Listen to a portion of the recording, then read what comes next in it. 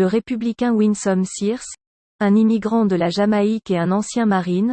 a remporté la course de Virginie pour le poste de lieutenant-gouverneur, devenant la première femme noire à occuper ce poste alors que d'autres candidats du GOP détiennent des avances constantes dans l'État. Sears l'a emporté sur le challenger démocrate Ala Ayala dans la course mardi soir, remportant un peu plus de 51,2% des voix contre 48,8% pour Ayala, selon un décompte réalisé par une filiale locale de NBC.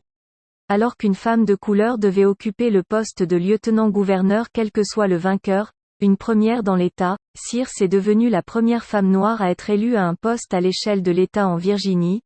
rendant le vote historique à plus d'un titre. Après la victoire de Sears, le candidat au poste de gouverneur du GOP, Glenn Youngkin,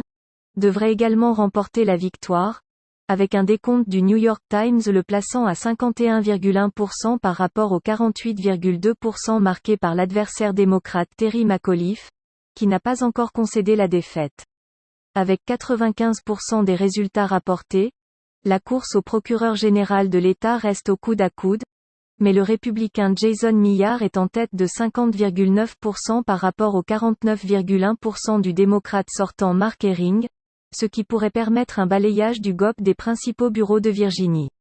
Immigrant de la Jamaïque, Sears a mené une longue carrière, servant comme marine avant de diriger un refuge pour sans-abri de l'Armée du Salut. Elle est ensuite entrée en politique, battant le démocrate Billy Robinson pour le siège du 90e district de la Chambre des délégués de Virginie en 2001. Avant d'obtenir sa place de lieutenant-gouverneur,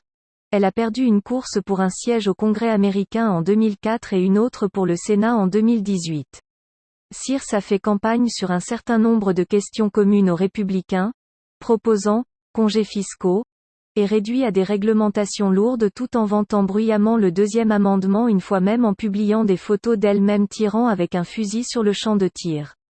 La course en Virginie a été considérée par certains comme un référendum sur la gouvernance démocrate depuis l'élection du président Joe Biden. Bien que l'État soit généralement une chaussure pour les candidats bleus, les républicains ont fait une solide performance tout au long de la course de mardi soir, y compris dans la maison d'État, où les candidats du GOP ont remporté des dizaines de sièges.